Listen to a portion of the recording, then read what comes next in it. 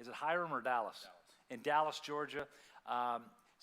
Was on staff at Thomas Road for a number of years, went to Liberty, came down and planted that church about 23 years ago?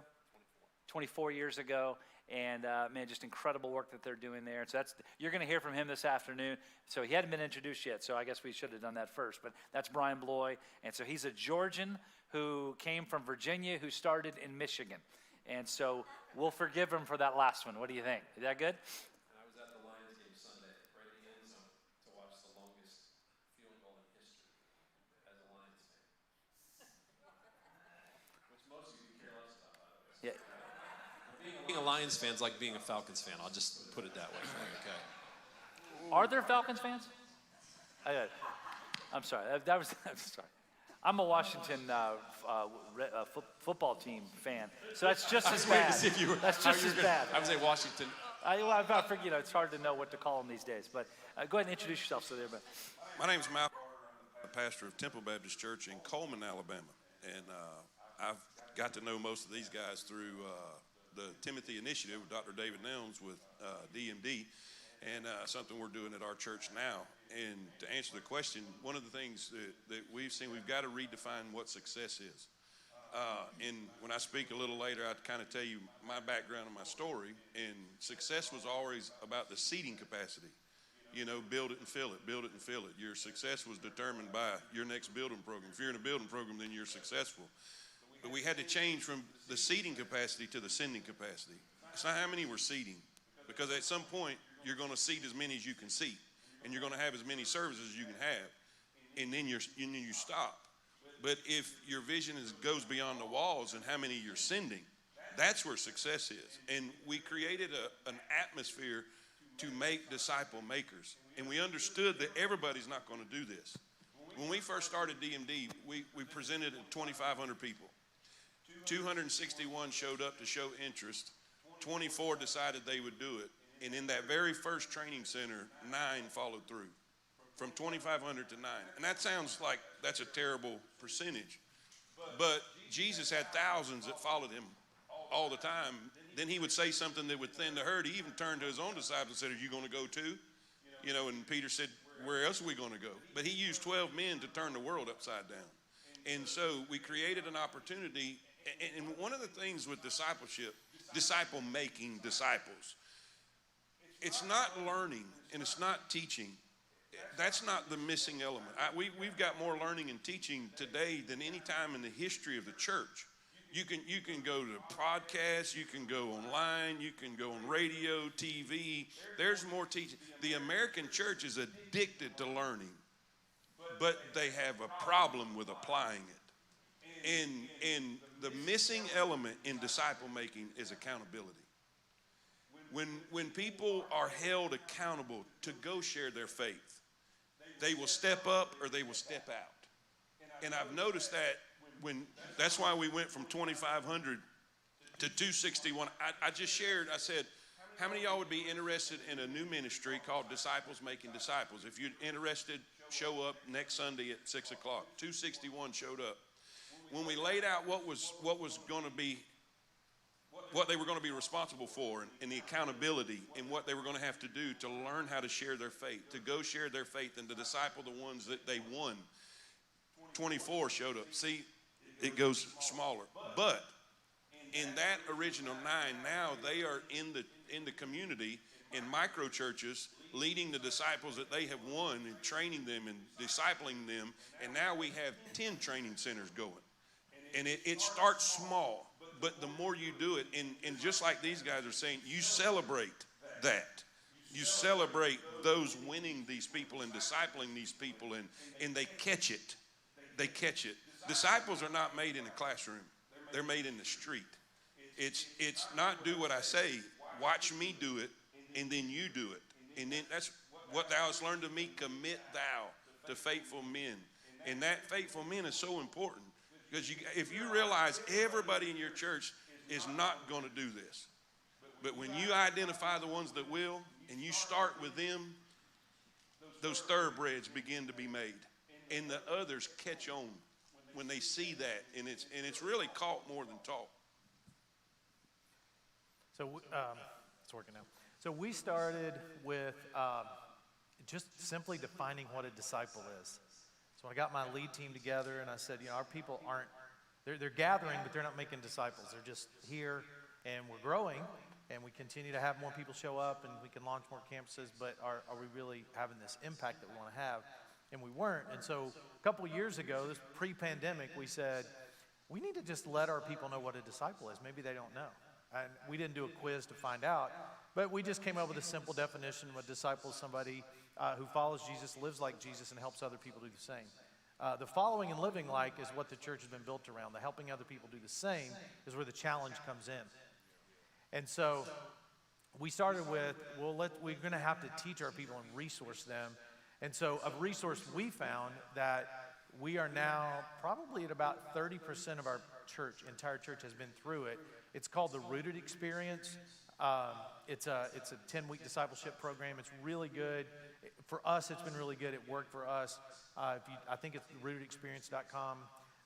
And it's doctrinally sound, and it really helps people learn the basics of the gospel and what it means to share your faith.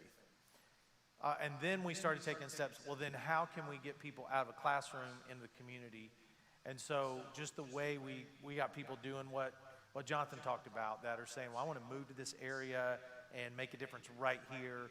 We have a man on our staff that his only responsibility is to develop microsites of our church. And we have two. He's been working at it really hard for about almost a year. We have 2 microsites. If you've never heard that word microsites, it's just a smaller expression of the church designed for people who would never come in the doors of the church. Because we know we're only going to reach so many people by opening up the doors. And whoever you read, it could be anywhere from only 40% are going to walk in the door to 60% might walk in the door. But there's a percentage out there that would never come to church no matter how many times you invite them. And so micro churches are designed to be that buffer between the two. And so we devoted resources, not for Sunday morning production, but just for this. We call it Church on the Block, but it's micro churches. We have 2 of them, and one of them is making disciples already. The other one is still learning, still growing. And if you want to know a little bit more about that, you can catch me in the back, and I can tell you more about how that works. And then recently, I just finished a book that I think is a great resource. I don't personally know the guy who wrote it. The guy's name is Will Mancini. It's called Future Church. And in Future Church, he talks about the upper room and lower room. So the people that ended up coming, however many you went from 2,500 down to 200 and some, down to just a handful, that's your upper room people. Those are the people that are deeply committed to your church and its mission, and to the Big C Church and its mission. And then what we've done a great job is getting people in the lower room, which is come and consume our goods and services. And so that's what we're doing to try to help people not just come in the door, but actually go and try to make disciples. All right, here's our next question. This is I'm Chris from here in Rome, Georgia, and Malcolm and Jonathan, you both kind of hit on this, was the fact of celebrating those wins, but then also redefining what success is. During this crazy season in which we've had, that's been our main focus, is how do we celebrate, what do we celebrate? What has been some of the most unexpected wins, I guess, from this season, which we're in now, for you guys? Well, I mean, there's a practical side of it. So, I think all of us, or, certainly pretty much most churches have seen, one thing we did not expect is that the pandemic would actually not be like a church killer. Right up front, I mean, I think all of us in those first few weeks were like, okay, what's this going to mean? And what's this going to do? And, we at Thomas Road, man, down with our team and started kind of walking through, so if this happens, this trigger happens, we're going to have to cut this, and we're going to have to do this, because, again, unexpected of what was going to happen in the days to come, is it, how bad is this thing going to get, right? What we did not expect is that actually what should have been and what human, thought would have told you would have been like a destructive force against the church, I believe has been a constructive force in the church. Now, granted, very few churches are running more people on a Sunday today than they did 2 years ago. But in essence, we really are, because more people are connecting. The average person right now, it used to be 2.8 people, or 2.8 times a month was a regular active attender of your church. They attended 2.8 times a month. That number now is down to about 2.1 times a month, and will probably this year dump down to 1.8 times. Is your active, engaged people in your church are going to attend church 1.8 times a month. And so when you look at that percentage and that perspective, and then you look at the people who are watching online, engaging online, who are engaging with your church at some level, what it really made all of us do is kind of get back to the point, like we all planted churches in 2020. My church, we're 65 years old. We had to replant our church. Brian's church, 24 years old. They had to replant their church. Not in the sense of like shutting everything down and starting over, but really have to rethink, like, what are the things that I would do if today, if I were walking into this church building that was empty and did not exist and was going to plant now, what were the things that we would do? What are the things that are important? And so we've had to rethink everything, which I think has been a huge win, because let's be honest, we all get complacent and we all get comfortable. And so it's 65-year-old church, a 24-year-old church, man, you kind of hitting on all cylinders. Things are going well. Things are going, you feel like you're just really doing ministry in an impactful, in an effective way. And then all of a sudden something like this comes along that makes you rethink everything. And what I learned in the last year and a half is like, that's something we ought to do, pandemic or not. That we should be doing that every 6 months. About like, okay, so what are we doing that maybe we need to do more of and better, or what are the things that we're doing that maybe, should just kind of go the way of the dinosaur here and just kind of lop off. A constant rethinking, a constant retooling, a constant replanting, and to me that's a huge win, because what it keeps us all fresh. It keeps us all like focused on like what is the most important thing that we need to do, rather than get caught up in what color carpet might be in the sanctuary or whatever, which honestly so often is what we get caught up on. So that's been, in my view, that's been a huge win. It's like, this has been a constructive, not a destructive time in the life of the church. Our church has grown. We're down on attendance on a Sunday morning, but we've actually added 766 families in the last 18 months. They're not all, they all come at different times, and they're all different places, and they're all, doing it in different ways. But like to me, like I would never have imagined that could happen. But it can happen because what some might mean for evil, God means for good. And that is a lesson that goes all the way back into the Old Testament, to the oldest of the Old Testament, and yet here we are today still living it out. Our DMD microchurches, when like the shutdown, we couldn't have it in our building because our building was way too big and we had way too many people. So we had to go online with that. We had to go virtual or whatever with that. But none of our microchurches had to stop meeting. We kept having salvations and we kept having baptisms in our microchurches because it was below the number of required, in order to be able to be in a building because of the COVID codes. And to me, that was a major eye-opener, that maybe in the future, or as the pastor said, it's not going to get any better. And they were able to just keep right on going when I had to be in an empty building with a camera in front of me. And so that was like a blessing, a pleasant surprise out of the whole deal. And Malcolm, that sounds kind of oddly familiar, because I think there's something like that in Acts chapter 2, that they met from house to house, and the Lord added to them daily those who were being saved. You talked about it earlier this morning. It's like the picture of, man, this stuff is not rocket science. Jesus gave us the plan. The problem is when we got a hold of it, we started messing things up. Next question over here. My name is Brad Dillard from Christian Church at Rome. My question is, my homiletics practical ministries professor, Bob Shannon, used to say one of the biggest problems in the church was elders that don't eld and deacons that don't deek. And preachers that don't preach. Yeah, right. And so what is your model for identifying and developing leadership in the church? I'll just briefly, I think Brian probably has a lot of value here, because he, again, 24 years ago, he came to a place that he had not been before. He walked into a city where he didn't know anyone hardly, and You know, and he had to develop that team. I walked into a setting where, again, a 65-year-old church. I'm not 85 years old, right? So I'm 55. I grew up in that church. And so a lot of the structure, in essence, was kind of like there. But obviously, as time goes by, you have to develop new leaders. And so what I would just simply say is this. Look for the people who are doing what needs to be done before you ask them to do it. Look for the people who are living it out, walking it out. You know, look for the people who are leading people to Christ on a Thursday night that is not a visitation program. Look for the people whose families and their kids together, they're in worship together before you actually say, hey, this would be kind of cool. Why don't we all sit together with our families and have a family service? You know, look for the people who are doing the right stuff before you ask them to do the right stuff, because those people are the people who will help you encourage others to do the right stuff. That's my view. So, Brian? I mean, we plant a lot of churches, and I always tell church planters, listen, be very slow to give people titles, and, you know, also be very careful when you give people responsibilities, you know, with, you know, don't tell them you get to do this for a year. Tell them, I want to see you do this for a little while. So I am always thinking, always, about who could be a next elder in Westridge, who could be a new ministry team leader.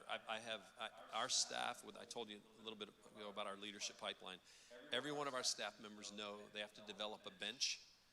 And, you know, I just say, if something were to happen to you, or if you were to go to another church, who have you raised up behind you to take your job? And don't be threatened by that, okay? Because that right there keeps you on our staff and keeps you, you know, in good standing. So that's part of what our culture at Westridge is all about, is developing a bench. And part of that also means we are sending out a lot of people out of our church to other churches. Youth pastors. I mean, right now we're going to be looking for a middle school pastor, and I'm okay. Who is in our pipeline right now? Who could be our next middle school pastor? And so I was reminded last week that we've sent 5 of our high school kids out who came through our young adult ministry to other churches in our community. So that's part of our plan. It's been part of our DNA from. I'm going to talk about this later in my session, but 5 years into our church, God just really flipped my script on what our church was all about, to be a sending church.